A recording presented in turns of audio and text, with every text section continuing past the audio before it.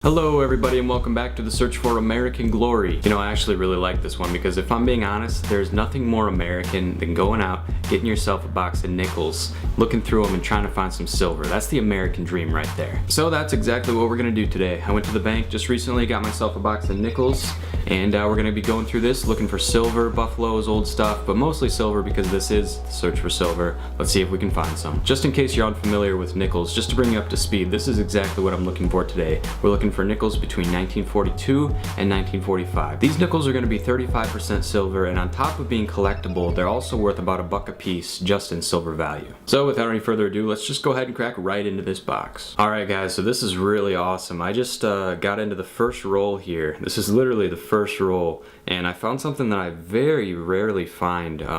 It's been a long time since I found one of these, and it's a proof nickel 1978S. It's got a lot of its luster missing, but you can still see some of it on there. Generally these are going to be, they have some sort of like a snow cap look to them. They're very white in appearance, and sometimes they have some mirror-like features going on. This one's lost a lot of that. I'm guessing it's been in circulation for a long time, but if you look down here, right under the 78 there, you can see that that's actually an S mint mark.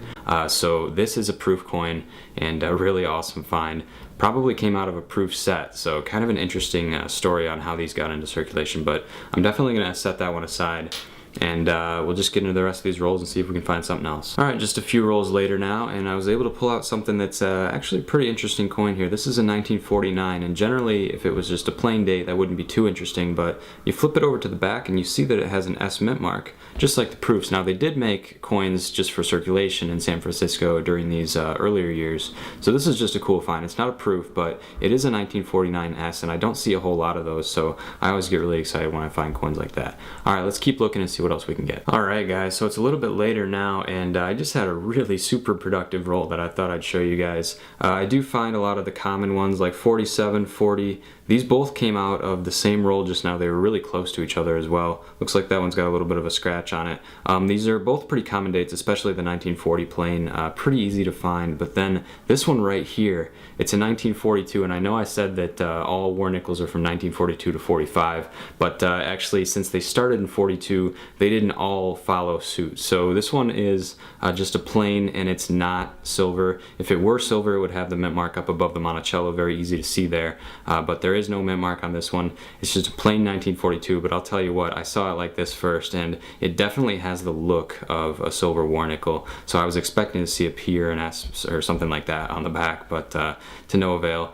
These are a little bit more common. If you see a 42 Denver where you have the D down there in the normal spot, that's actually a semi-key date in the Jefferson Nickel series, so those are, you definitely want to keep. But of course I keep these too because it's just cool to find. So a really productive roll there. Let's see what we can get in the next ones. Alright guys, so I just picked up this roll right here out of the box, and I noticed that the end looks pretty old, and you know, I figured let's just go ahead and open that one live and see if it is something, you know, considerably old. I'm guessing it's either going to be in the 40s or 50s, so let's go ahead and pull it out and just take a peek at it, see what we got here on the end.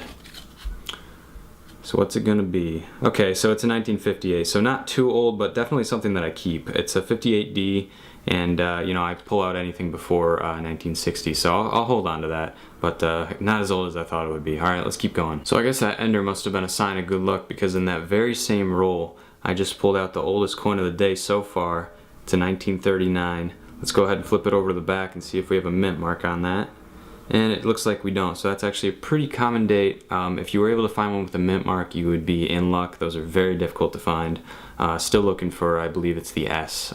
So awesome coin to find right there though. Very old and almost a buffalo. So let's see if we can find any more. So we are down to the last few rolls in this box, and I was getting a little bit sad because I thought that I wasn't going to find a silver, and then this popped out. I'm surprised I didn't see it on the first go.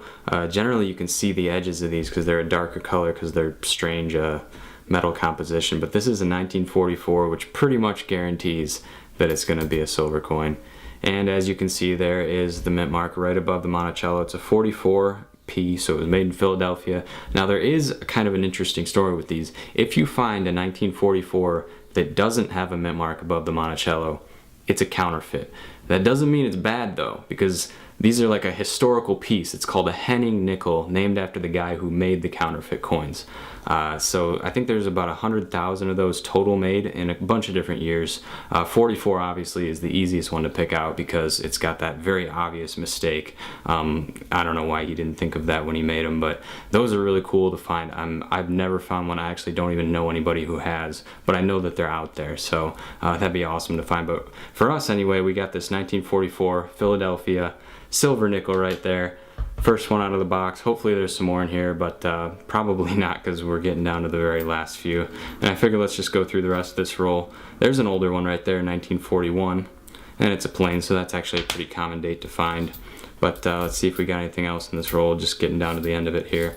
Always look for those 2009s because that's also a rare date. They stopped production for some reason during that year. And that's the end of that roll. So we got a few more rolls to go. Hopefully we find something good, and I'll get back to you when we do. Alright guys, I'm kind of freaking out right now because this is so cool. Take a look at this roll right here. You can see a very discolored one. I pulled it out to check it and just see what it was, and it just reminded me so much of the same thing happened, I think it was about a year ago now. This is one of my very first videos I ever made.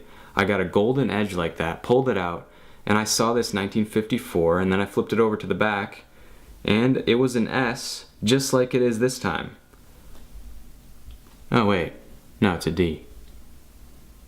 Well, it's still pretty cool though. It was definitely a 54 on my last video. I'll throw up a clip of it here just to show you. This was like a long time ago, back when I was like really bad at making videos. Alright, so opening up roll number 7, I see something that catches my eye, and I'm not sure if you can see it on the camera, but this coin right here looks kind of yellowish on the edges. So I'm going to pull that one out and see what we got. Not that one, this one right here. Alright. So it looks to be a 1954. Got kind of a yellow tone on it, and it is a, oh, is that an S? Yeah. So I don't usually find S coins, but that's really cool. I've actually not found one coin roll hunting yet. I think I need that one, so that's a really good find. Yeah, first S coin, and we just pulled it out of the roll. So yeah, that's really good. Weird that it's got that gold toning just like it did the first time, so kind of a weird coincidence there. Anyways, we'll get on to the next roll and see what we can find. Alright, so we just finished up the box. Nothing too crazy here at the end, but we did find one real nice keeper, and it's this 1940 S. So this one actually is an S. I did verify that. Sometimes it's hard to tell between the S's and the D's, especially when they get worn down. You can see that it's kind of difficult to tell. It just kind of looks like a little blob of material, but you can see a little bit of curvature there. So that is an S. It's a 1940S right out of San Francisco, and those are always awesome to find. So we'll go ahead and get right into a quick wrap up here, and then we'll finish the video. Alright guys, so overall pretty good hunt today. We got a lot of cool stuff. Let's start up here with the 40s. Actually, we'll start with this 1939. We got one of those. Here's a 40, and then I think, what is that, 41? I mean, you can see there's quite a few of these. 48, no, 46. 46 is really a common year. 47, 48, 49, whole bunch of those. Here's the 50s. You can see all the different dates right there. Not a whole lot interesting going on there. Now when we get down here, these are some of the more low mintage coins that we found today. 42 comes in at around 50 million. Hopefully I get these mintages right. 40S, so that was a really fun one to find. About 30 million of those. And then, no, 40 million. 40 million on the 40S. And then here's a 51. I didn't actually show this because I wasn't quite sure on it, but the 50s and the 51s are actually pretty rare. 30 million on that. And then it turns out that this 49S right here is a semi-key date. There's just under 10 million of those made, so that was a really awesome find, and by far the rarest one that we found today. And then we get over here, we got that proof coin and also a silver. And real quick, I just want you to show you my pile of Canadians. Pretty typical for today. None of them are the 99.9% nickel variety, unfortunately. But we'll get back to these coins right here, and we'll put this one in the book and see how much silver we got for today. Okay, so I just pulled out my coin book here, and as you can see, we already have the 1944P filled in. It's actually a pretty common one at 120 million minted, so we're going to go ahead and take that war nickel nickel. I've written it down in the book here. 1 war nickel at 0.0561 troy ounces, and that's worth about $1 in silver in today's prices. So not a bad find for a nickel. It's a pretty good return. But that's what we got for our silver today. Not a whole lot, but every drop counts. So we'll go ahead and throw it right into the bag. And we are good for today. Well, anyways guys, that's gonna pretty much do it for today's silver search. I hope you enjoyed, and if you did, make sure to go down below and leave a like on the video. It helps me out a lot, and I really appreciate that. Subscribe if you're new, because I post new videos every single week, always bringing you along with the hunt and having a good time. And as always, I'm Quinn, and this is Quin's Coins signing out, and I will see you in the next video.